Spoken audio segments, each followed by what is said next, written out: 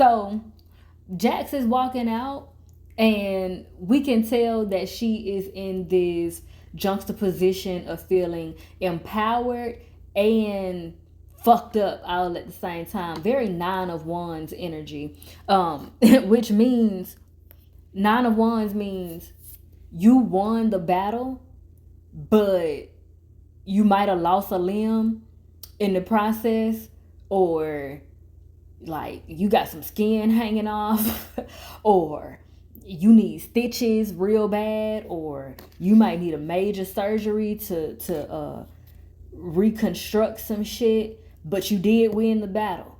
Okay, you just, hey, it was a tough one, and they got some fatal blows in on your ass, but you won nonetheless. We just know before you get to celebrating the win, you got some major wounds to tend to. That's what Nine of Wands energy is. The wounded warrior.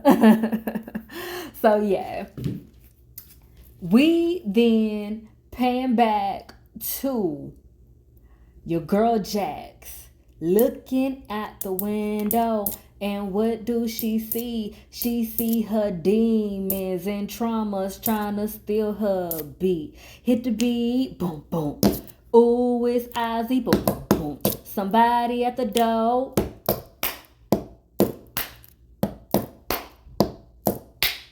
Now who that is? It is her therapist friend. I think her name is Robin. Dr. Owens for now. But she there, and I wonder what her name is. I don't know. I think she's so pretty. But anywho, every time I see her, I just get lost in the sauce of her being so fucking pretty to me. But anyway, they going to have a therapist session. And in a therapist session, your boy is trying to charm her. Now, based on the ways that he's trying to charm her and the rhetoric that he's using, lets me know he's been here before. He's been in therapy before. Of course, we have gotten to see one of his therapists, but he's been through several therapists, it seems, and it seems that for a lot of them, he's been able to charm them. Also, the way he seems to have been able to charm them, it makes me wonder if they got him a male therapist because he kept fucking the other ones. And see, what he fails to realize also is that if that's the case, and if that's the route he tries to go, honey, he is barking up the wrong tree. Because this particular friend of Jax is a lesbian. She's married to a woman. And nothing like, not bisexual, honey. She is a lesbian. Let's be honest. Okay? She don't want nothing he got. So that becomes quite clear. I don't think it becomes clear to him that she's a lesbian, but it becomes clear to him that he not gonna be able to run game on her like type pimping. He been able to run game.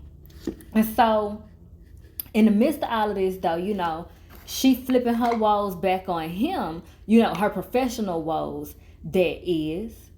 And when I say woes, I mean her competency, not sob story. Clear on language and shit. But yeah. She gets him to admit that he been abused on set. And honestly, the way that he's trying to like seduce her, if you ever seen this movie called August Osage County with Jane Fonda and Lindsay Lohan, it's an excellent like movie example of how sexual abuse victims, survivors end up trauma responding through life, and how a major part of that, whereas as opposed to how some victims and survivors can become very timid about sex. They don't want to deal in sex at all. They don't want to talk about sex. They don't want to have sex. None of that. But then on another side of the spectrum, victims and survivors can become hypersexual, and they may even use tactics of their abusers to to try to vet out other people to see if the other people are abusers. So I'm gonna say that in a different way. Throughout the movie August Osage County, Lindsay Lohan's character has been abused by her stepdaddy. And so whenever she comes across a male, specifically an older male, she starts to pull like predatorial seduction tactics on them, and it's her way of seeing if they're a pedophile. If she's able to get them to be attracted to her and or let alone act on attraction to her. And it's fucked up and twisted, but it makes sense because in her mind, this is her way of seeing, are you truly looking out for me? Are you truly trying to help me? Are you truly trying to get to know me? Are you truly valuing me for who I am? Or are you just a pedophile who likes to fuck kids and you're here because I'm a kid you want to fuck? And so this can carry on into adulthood, whereas it's not necessarily trying to see if they're a pedophile, but trying to see if they are abusive in general.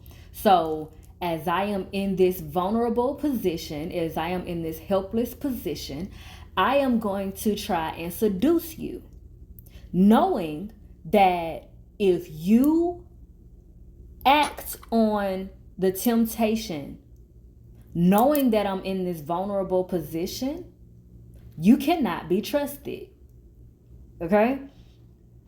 Another aspect of that, and it's something that I noticed a lot of people were like very blinded to when it came to the Jada Pinkett and August Alsina situation. It's very hard for them to understand why people would say that Jada was predatory in that dynamic. And being clear, I don't think Jada Pinkett is a predator. Like, I don't think that is her character. I don't think that's her way of being. I don't think she is an abuser. I think that she had a moment where some shit came out of her. She acted out abuse, in which I feel like it was two victims / survivors coming together and kind of doing it to each other in different ways. But I'm saying that to say, August Alsina, the power dynamics here. August Alsina being the younger party, also being sick, like severely sick, both mentally and physically. Jada had the power in more ways than one in that dynamic. So her being able to be seduced by him reveals that she is untrustworthy.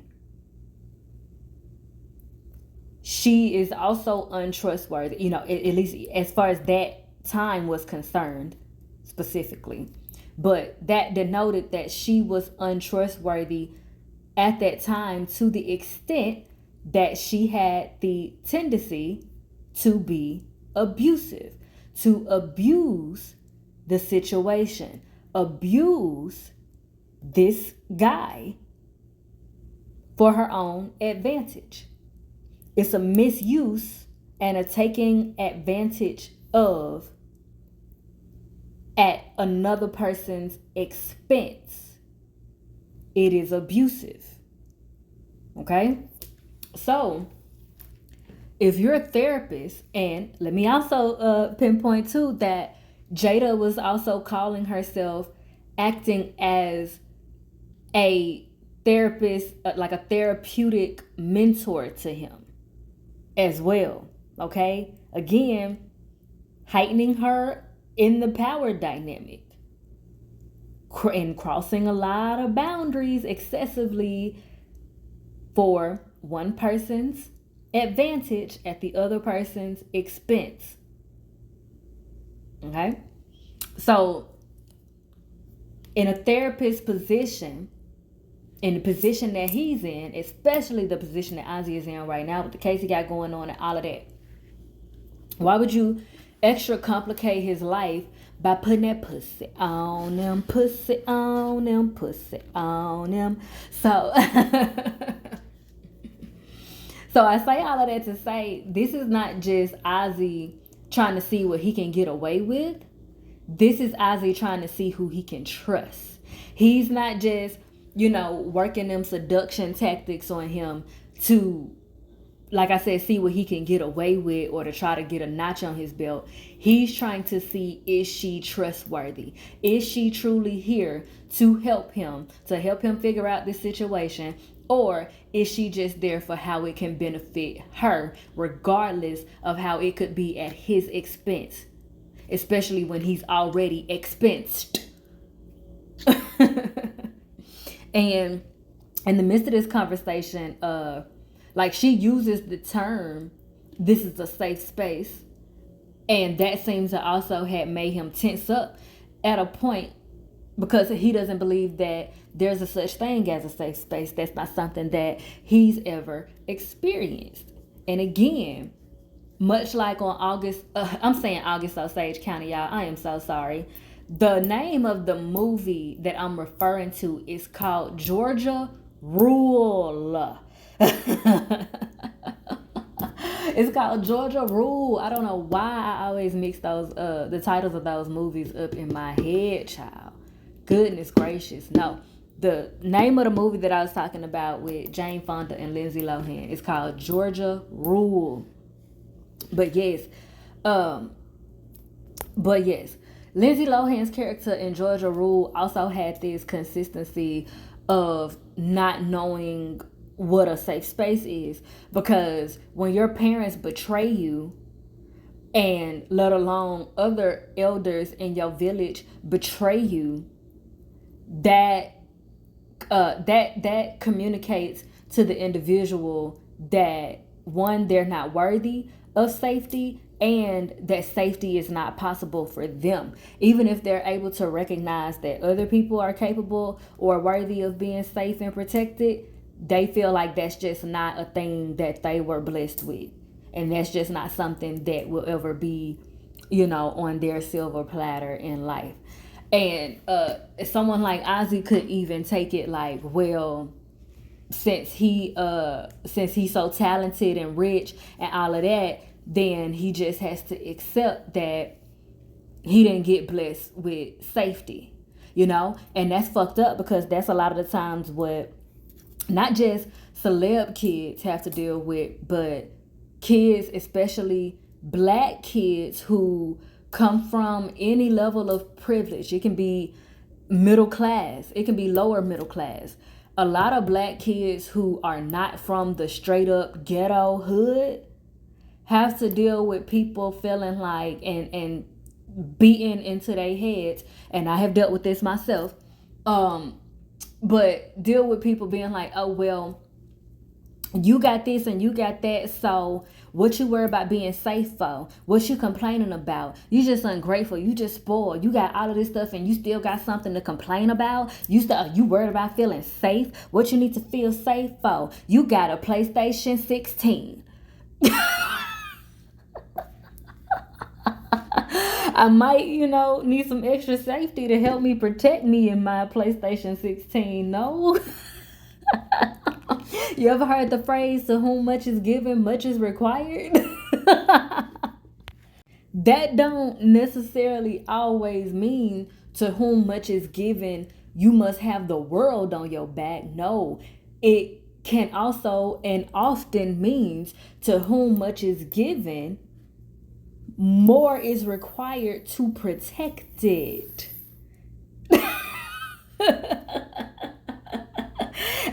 more is required to love it, and protection is a love language.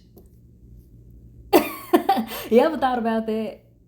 No, because the slave mentality says work. Just work, work, work, work, work. When in doubt, whatever happens, you're just supposed to be working. You're just supposed to be having the world on your shoulders and jumping through hoops to do everything to please massa.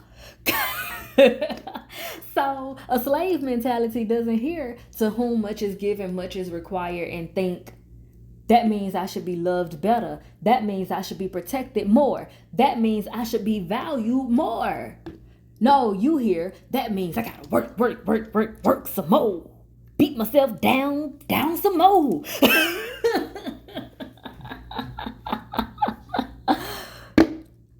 Child, I love us for real.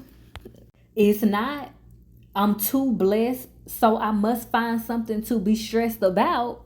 The saying is, too blessed to be stressed. Okay? And let me break that down, because that can sound misconstruing too, right? Too blessed. So to be stressed. No, absolutely not. No. To be blessed is not to be stressed. when you're blessed, you want to do everything you can to omit and minimize the stress. Okay. It's making sure we got it clear. Okay? Too blessed to be stressed. That means you want to be blessed? Omit the stress. You want to be blessed? Omit the stress. All right? Now, or let's say eliminate. Words or spells. We love to be careful about words over here. You want to be blessed? Eliminate the stress. Okay. We our ducks are officially in a row. Boom, TikTok. Now,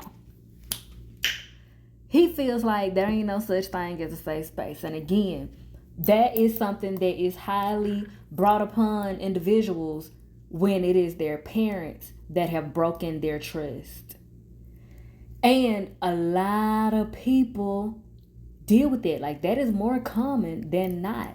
And it's so crazy the way that has been made apparent since the summer started this year. I have seen a huge domino effect of a lot of parents being exposed.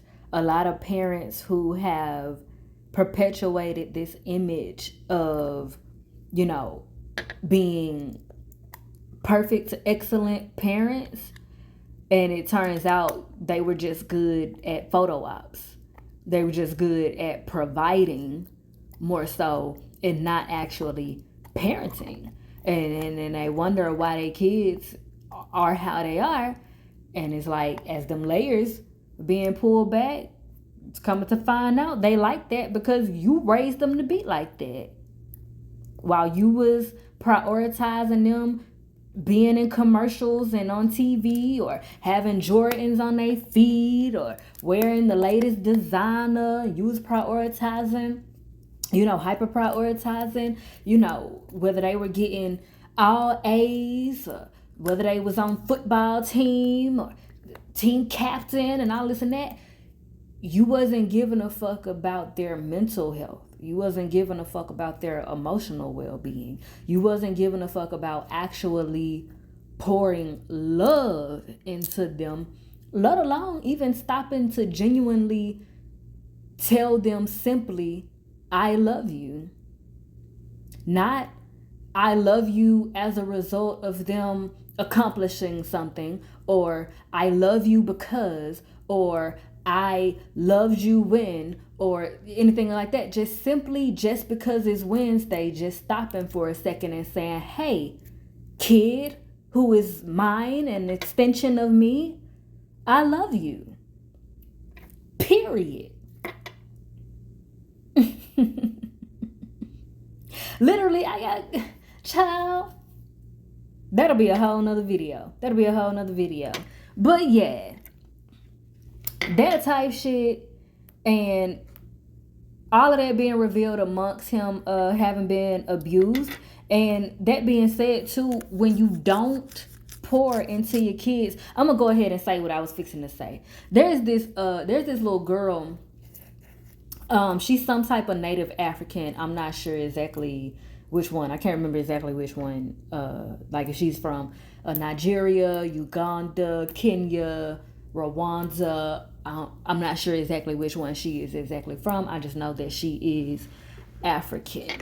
And she does like comedy videos, and a lot of them she impersonates her mother. And in one of the videos, she's making fun of how a lot of African parents don't straight up tell their kids that they love them. And that's not just a like native African thing. It's a lot of African Americans who have that consistency go on in their family. I've seen that with Asian families. I've seen that in Hispanic families. I've seen it in white families, right? And for the most part, a lot of people in the comments were like, simply laughing at the humor of it. And don't get me wrong, the little girl is funny. And the video is humorous. Like I laughed at it. It's funny. She's funny. And with that said, I want to be clear that that little girl is funny. So what she is comedically creative with is going to be funny because she's funny. That doesn't mean that the subject matter itself is funny. Okay? The subject matter in itself is not funny. And that's what I went out of my way to do, to point out in the comment section. And a couple of people understood exactly what I was saying. I was just like she's funny. So I want to acknowledge that. And I also want to acknowledge that it is very sad how many people are dealing with so many struggles that could have been prevented by a simple "I love you." And it is reminiscent of the scene from Fences where the son says to Troy, the daddy, "Why you don't like me?" And instead of him just saying, "Son, I love you," he has to go on this whole monologue of saying, "Well, who said I got to like you? Who said I got to like you? You got the bills paid, ain't it? You're eating, ain't it?" Why you can't just say you love him? Why do you then have to punish him for seeking what he's entitled to? Yes, entitled. Yes, you are entitled to love as well as provision from your parents. Whether they choose to use their free will to commit to it or not, that's another story. But yes, the children are entitled to things such as love and provision from their parents. And child, I also had people, including someone this morning, in their feelings, taking it as an attack on Africa because I said, "But why you can't just say I love you though?" And how sad it is that you can't just say I love you to your kid. And going at it, like writing whole paragraphs and shit, doing all this soliloquies and monologues and all of this, when you could have just said I love you. So much breath could have been saved. Amongst so much trauma could have been prevented. So much acting out could have been prevented. So much dissension could have been prevented. So much addiction could have been prevented. Had pride been put to the side, or ego been put to the side, or envy been put to the side, or Masslow's rules been put to the side, or whoever the fuck or whatever the fuck it is been put to the side for somebody to simply say, "Hey, I love you." And when you fail to do so, you make your kids even more susceptible to being preyed on by pedophiles amongst other abusers, because that's why they're called predators, because they are preying on people who are surrounded by people who are supposed to be protecting them but are not, who are supposed to be loving them and letting them know that they're loved beyond the shadow of a doubt, but they are not. And when they peep that they are not, they slide on in to make the person feel as though don't nobody love you but me. Can't nobody protect you but me. And we'll stick a pin in that until further notice.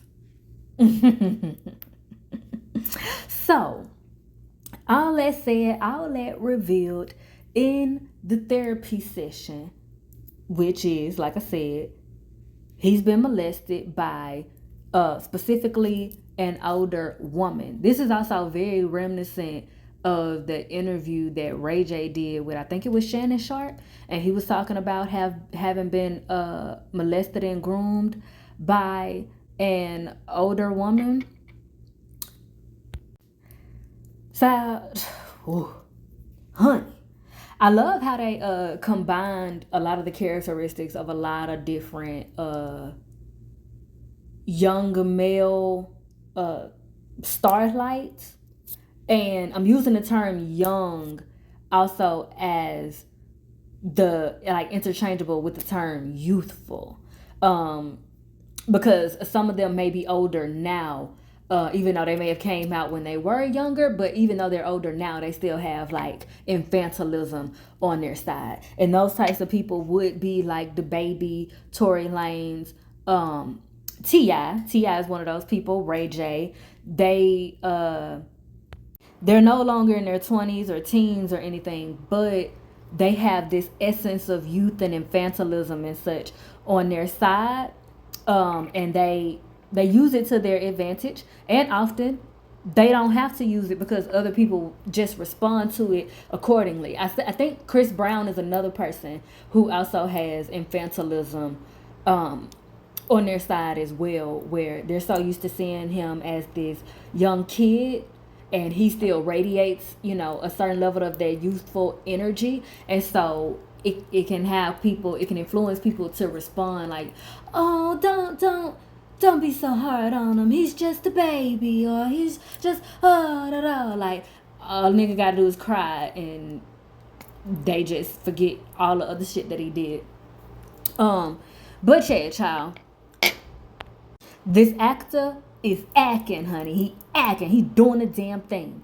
But y'all, as they conclude up on their session, this leads therapist friend to make it very clear to Jax, one, what he revealed in the therapist session, and that he don't trust nobody. He got severe trust issues.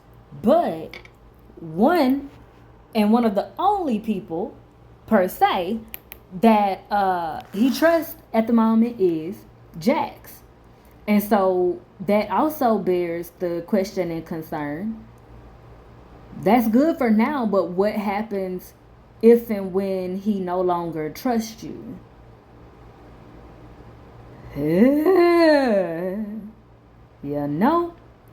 Questions that need answers, but hopefully they don't have to be gotten the hard way. Now, next morning, Naima is being awakened by her daddy, honey. And he is singing a church hymn, clapping his hand. I ain't getting no sleep because of y'all. Y'all ain't gonna get no sleep because of me. That's not the hymn he was singing, but y'all know that's a good Negro spiritual as well. All right, don't sleep. So yeah, she got to get up and go to work with him, get up, you know what I'm saying, and basically have a Cinderella type lifestyle as form of her punishment for her 5-finger discountism that she been out here doing.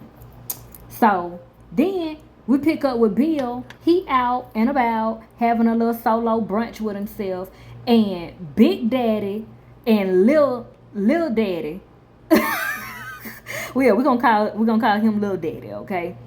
Big Daddy and Lil Daddy invite themselves to his sesh, And they is steady trying to pump him for information on Jax and their case and all that good shit, trying to see how she do what she do. Baby, it's big pimping, stacking with cheese. It ain't easy, but somebody's got to do it.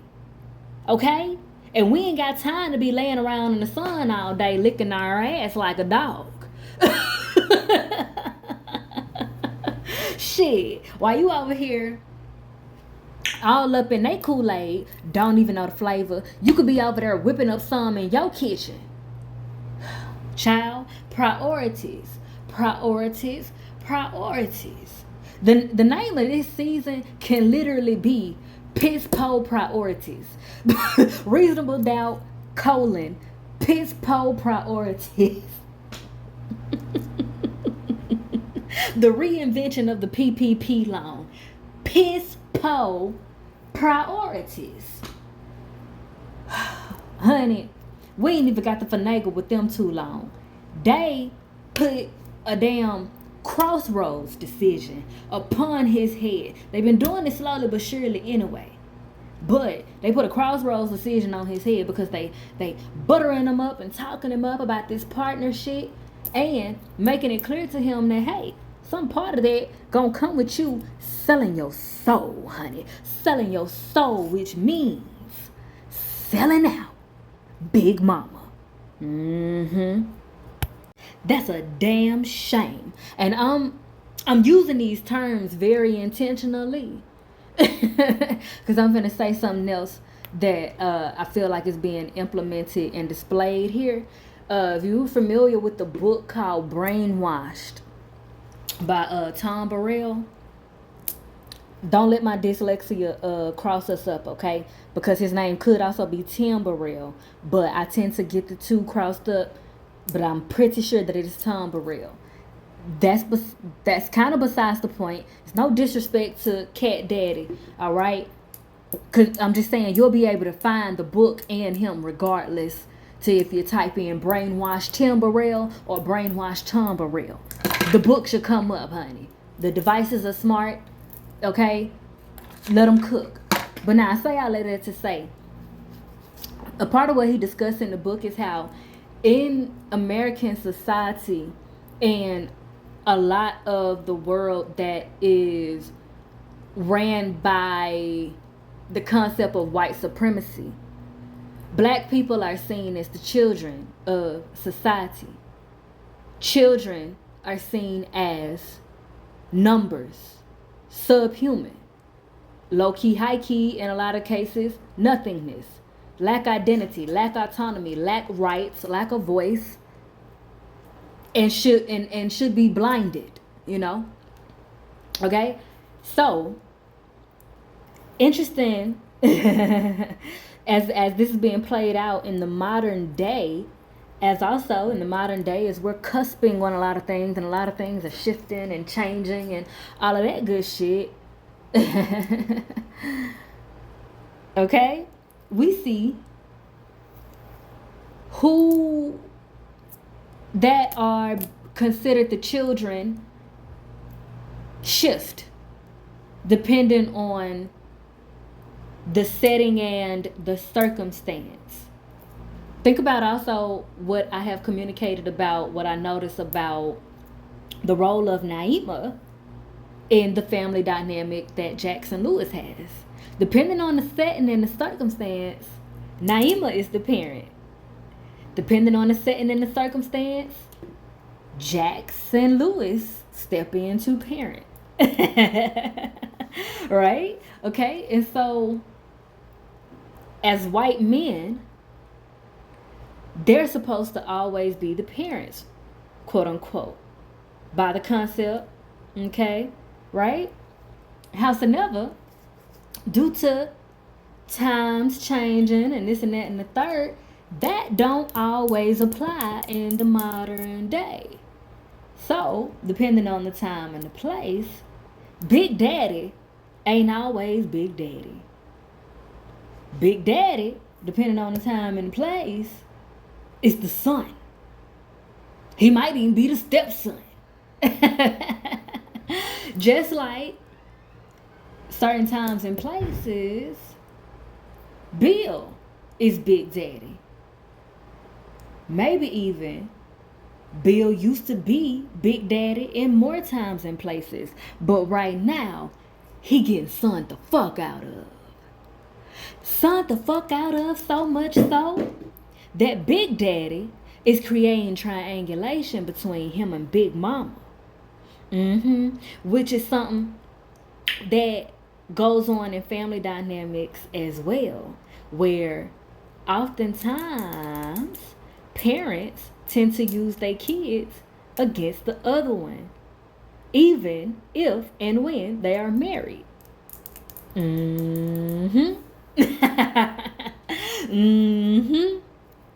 Enough said.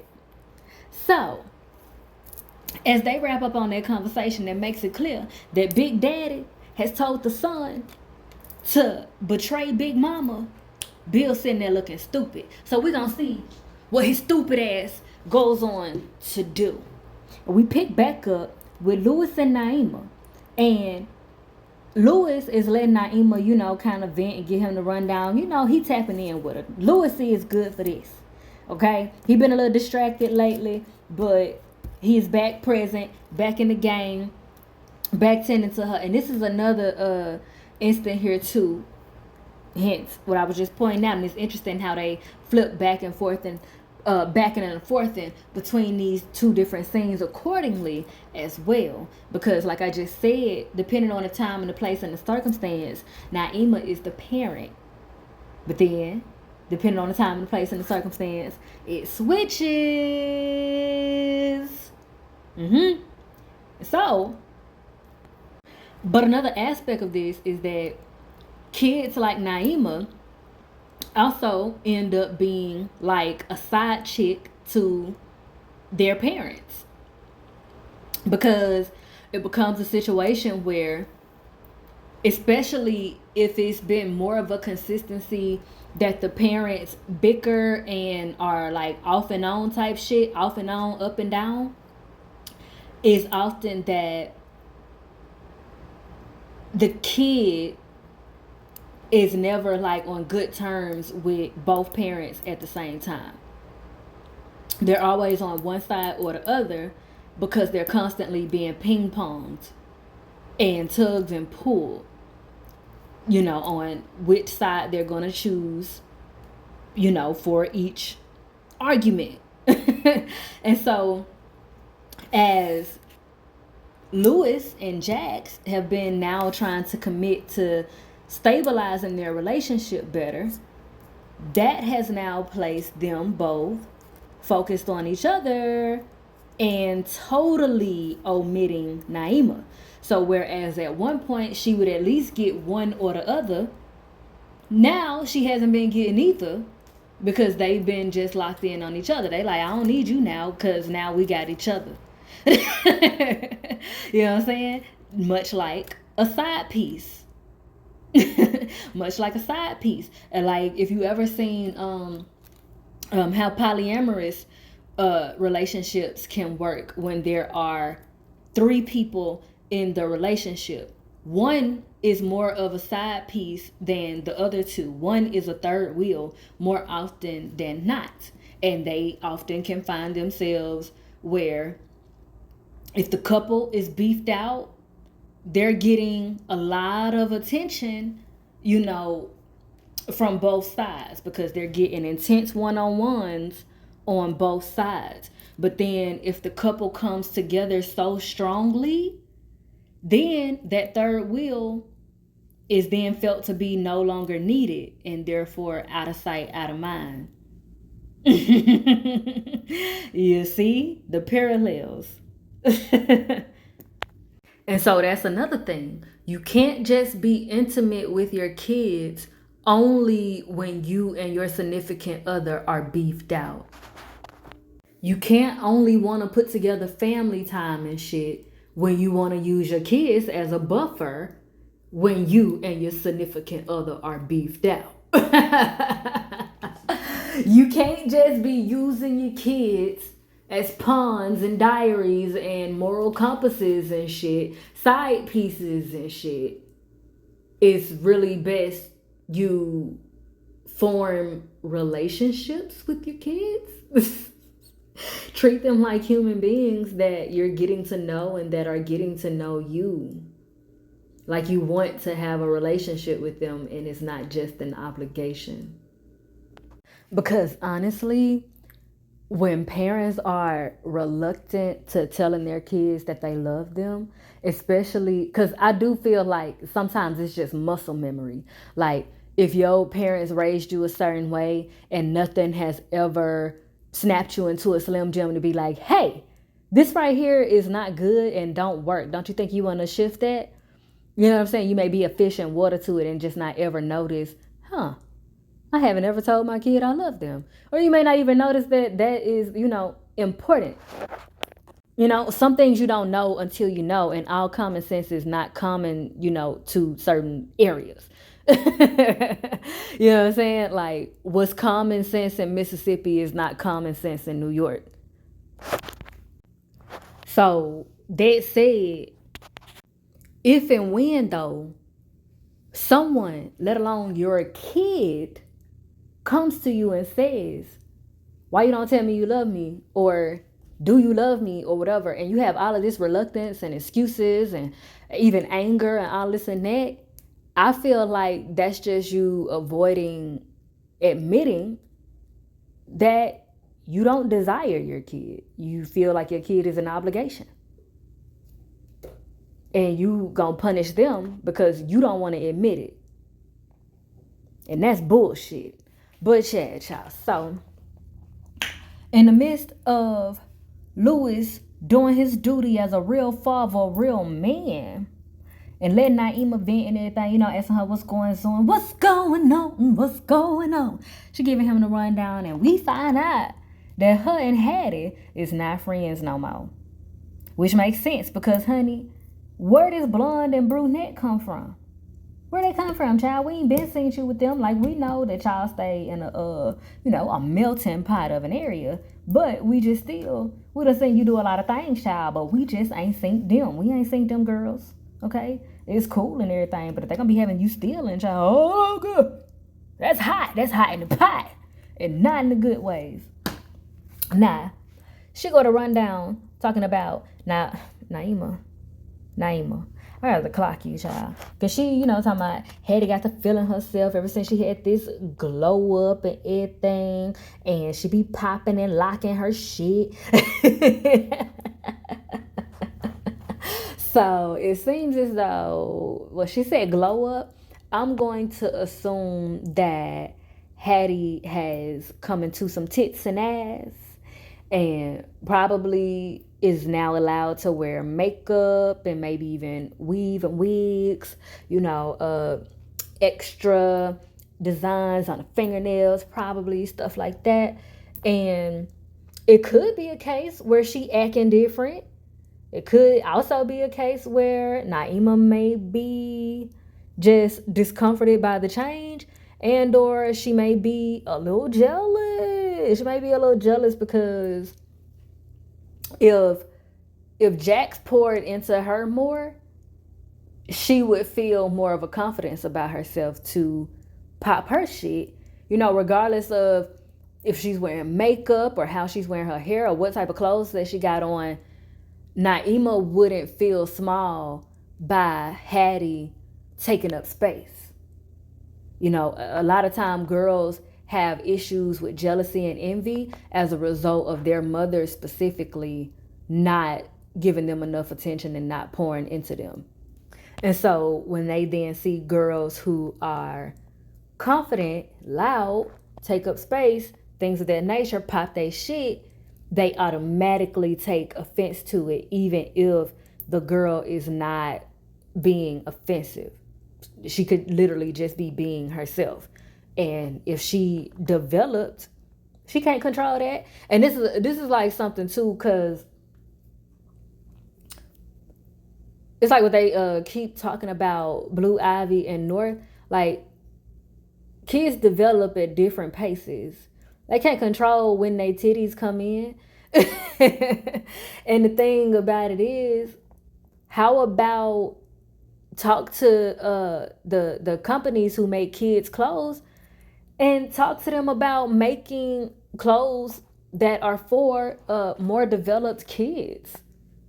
You know, making more clothes dedicated to kids that develop and grow physically a bit faster. Because a lot of the times it's not so much so of the kids being fast, they just want to wear adult clothes. They don't have no choice. They don't have shit else to wear. They can't wear the kids' clothes. They can't shop out the kids section. They gotta go over to the misses and junior misses. They gotta wear the adult clothes. They gotta hurry up and develop some sense of style, and or they feel even more pressure to develop some sort of sense of style because they cannot shop in the kids section. So they gotta get clothes from the more adult sections, and that stuff is like very, oftentimes more serious noted, especially if they're trying to wear something that's not so revealing or whatever. They want to find something cute where they can still express themselves and it still be, childlike and youthful and all of that shit. So again, I say it seems like this is more so the two of them have developed fast for their ages and they're dealing with it in different ways. And I do think that that is also a reflection of the difference in how the mothers are mothering. Because, I gave, what's Louis' baby mama name, child? I gave her criticism and whatnot, but one thing she has always had up on Jax is she's much more present in all of the ways than Jax is. It's very clear that regardless of her imperfections, she actively loves her kid. Her priorities might get lost in the sauce here and there, but it does seem like she goes out of her way to pour into her and show up for her and not just be so dismissive of her. The way that Jax is to Naima. She may do that to, she may be overcompensating with Hattie, but she's not neglectful type shit in the way that Jax is to Naima.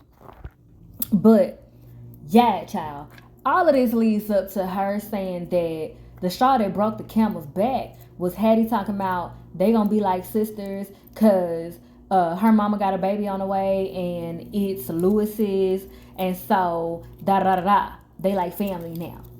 And this pissed Naima off because she feel like it's a lie. Cause y'all know they hadn't told the kids about the goings on of all of the things. And so it's cooking up trouble. And while Lewis has the opportunity to fill in the blanks and tell the truth, he does not. He just sits here and listen to her and tell me like, yeah, that's crazy word. Yeah, I don't know why she say something like that. And I get, you gotta be a united front with your wife and everything, but this is also another pitfall of that cross up of the dynamics and everything that I was just speaking on. Because you made your daughter your side piece. And so now it's inevitable that you either betray Jax to appease her or you betray her to appease Jax. Tisk. The family unit is in shambles because the unity is not in the room with us. But child, we meet back up with Zach. Child, who is Zach? We meet back up with Jax at the office, late night. She's looking over some things. And Bill comes in, checking in on her and whatnot. She's talking about she just trying to figure out why the fuck somebody below her would think that they could come for her. She's still kind of reveling on the experience that she had with Kathy earlier that day, but goes on to say that your girl Kathy got kicked to the curb, as she should have been. I do also wonder, like, if they felt like that was a good way to disarm Jax also. Because granted, they had to do what they had to do, period.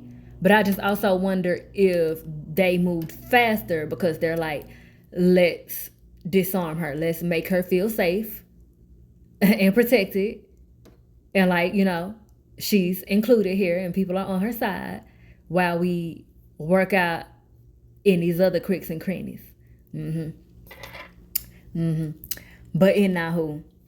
So she also updates him that Ozzy had a OD episode and he about to fucking have a conniption, but she lets him know that he's all right, like not all right, but he's alive. And he like, okay, cool. And she also makes it clear to him, partners keep asking for all the Kool-Aid. Don't be letting them know all the flavors, okay? You on my team. These is our clients, not theirs. In other news, Ozzy has been evaluated by therapists, not just because of the overdose, but also because we need to know who we dealing with here, okay? And we need to know if he is innocent and all of the other cricks and crannies and dilly-dallies about all of the things, honey. How we gonna do this? How we gonna navigate this? And then we got addiction coming all up in the loop and whatnot. And he is not gonna make it through this trial.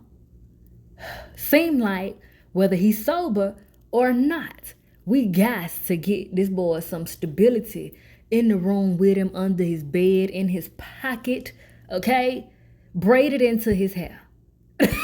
Because his show don't seem to be in his DNA. Tisk.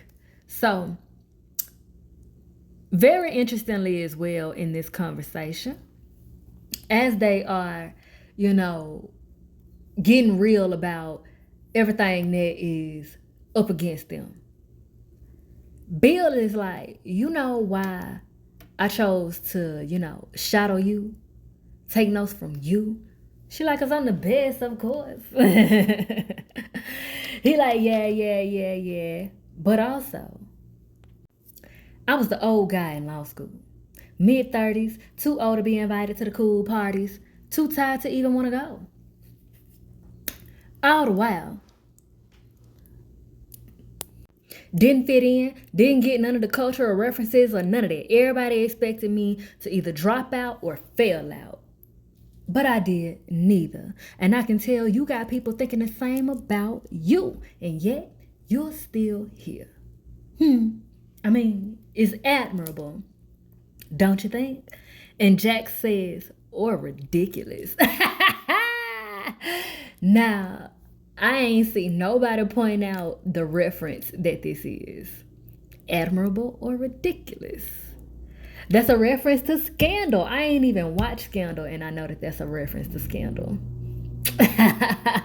Come on, Scandal reference, and come on to one of the greatest monologues to ever come from that show. One of the greatest monologues to ever be written, let alone performed, let alone by your girl, Khandi Alexander. Shout out.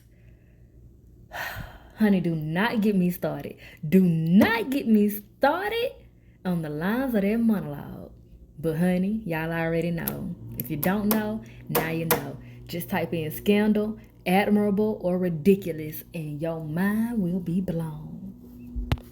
But what I also want to point out in this conversation, what he's saying, it references what I was just speaking to about the power dynamics, about the seesawing of the parent and child dynamics. You notice that he was describing when he was in college, he was the old guy. So it's like, to everyone that he was there with, it's like he was the parent, but he was in a position of being the student, therefore being the child to the system. And amongst that, he recognizes his ever-changing seesawing of his position. And he's using that in this moment to connect with Jax, just as he's been using it in different moments to connect with Big Daddy. So he says that to her, like, to make that connect, to lie in her face without lying. To say we're connected, that means I'm on your side. No, all he said is we can relate. That's all he said, is I relate to you. Therefore, you should know I'm capable of winning. That's what he said. I can relate to you. We are alike in this way. Therefore, you should know I'm capable of winning. I'm capable of being like you. That doesn't mean I'm on your side. You gotta watch. You gotta watch. And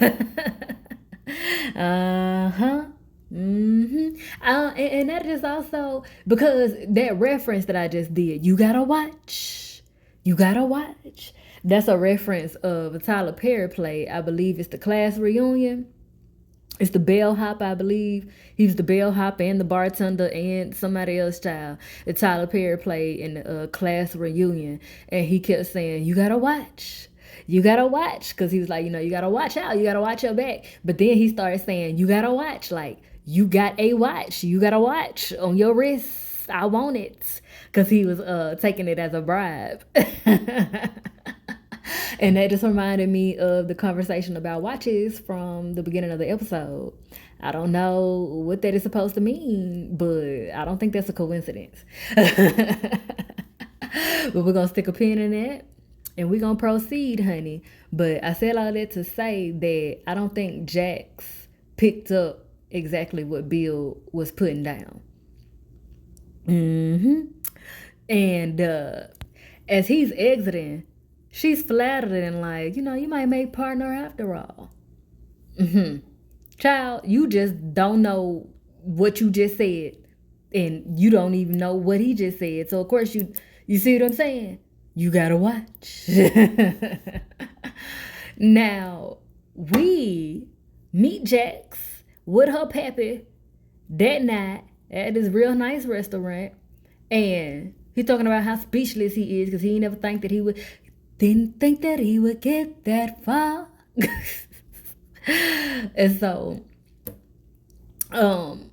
she cuts him to the nitty gritty. And it's like, look, maybe one day I can forgive you, okay, for not protecting me, especially when I needed to be protected the most. But don't fucking think that if you fuck up this time, that this is going to be like about hurting me. The only person that's going to be hurt by it for real is you. So if you're deciding to get to know me, you got to commit to that. If you can't do that, then honey, use a little puppet. So just get to stepping. Get to stepping. And so he just giving her that look. He nods, child. Talking about, yeah, we clear. But I don't trust him. It looked like to me that him and Bill be making the same types of faces. And it's a face that can be perceived like they're listening appropriately to take in what you're saying, to honor your truth. But in actuality, they're taking in what you're saying and they are strategizing how they are going to warp it into what they think ought to be the truth. Now, Jax makes it home to Louis.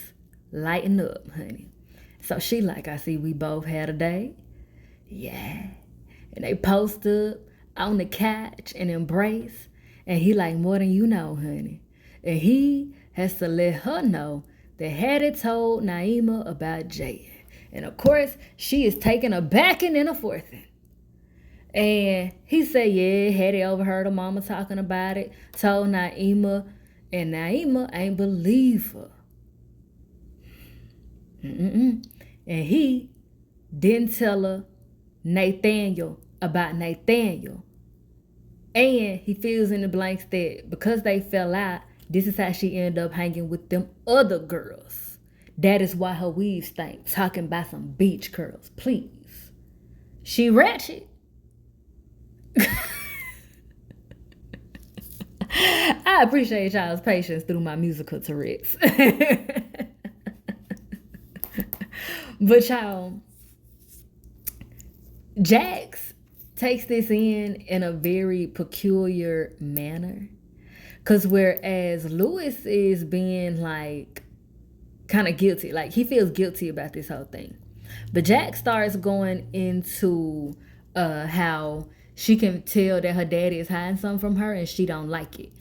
And that's why they need to tell the kids. And he was like, he was afraid that she was going to say that. And she like, yeah, it has to be different with our kids. It has to be different. Thing is, her body language is not matching. Her body language not matching. Her face not matching.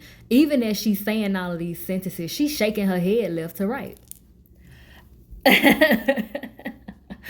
And so, a old girl playing her is a damn great actress, bro. The acting in this show is legit as fuck. Because I feel like it's very intentional. Like she knows that Jax don't believe what she's saying, but the actress is committing to Jax's performance of being convincing about wanting to tell the kids the truth. Right? But the actress is also committed to subtly showing the dishonesty through the body language in her acting choices. Okay? So, all that said, pressing forward, we pick up with Bill steadily stalking his ex-wife, estranged wife, whichever one she is at the time. Thick, beautiful ass lady. Okay? And he is harassing her, talking about, I want to see my son. He want to see his kids. Somebody's it's ridiculous. She acting like this, okay? I know that you got your independence and all of that. Throw your hands up at me. But you don't have to be just pushing me away. Sway. And she like, look, I can't deal with this. Get up off my lawn. Get up off my freaking grass. Please. And so they kind of do this mirroring thing where, damn, you would have almost thought that this was still her and that maybe Bill was still stalking her from outside the window, but we paying back to Jax at home. And she has an epiphany and she like, hey, I don't think he was at home alone that night.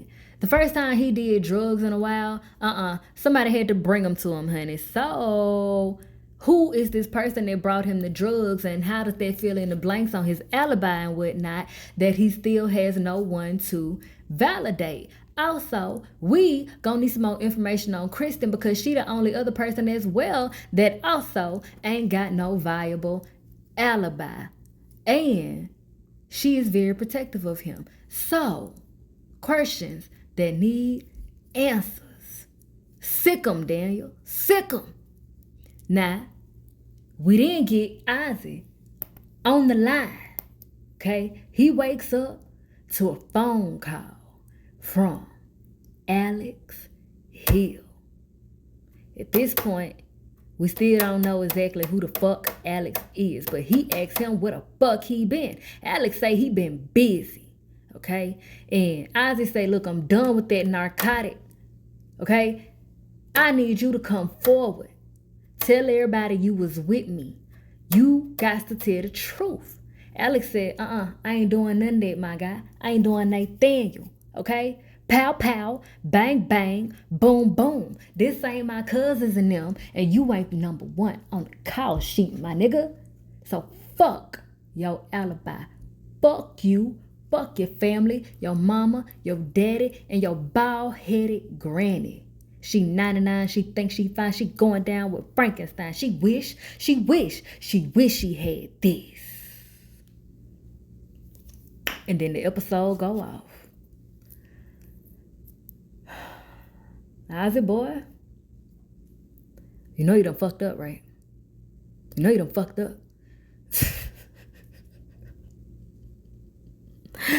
Child. But y'all, that was a very loaded episode, a very great episode. And I love how a lot of blanks were very subtly filled in. All the while, a lot of blanks were also created. So, child, it's going to be interesting to unpack the rest of the things. But I believe I done elaborated and commentated as I needed to, as we went through. And so with all that being said, child, if I do say so myself, honey, I have milked this counter right.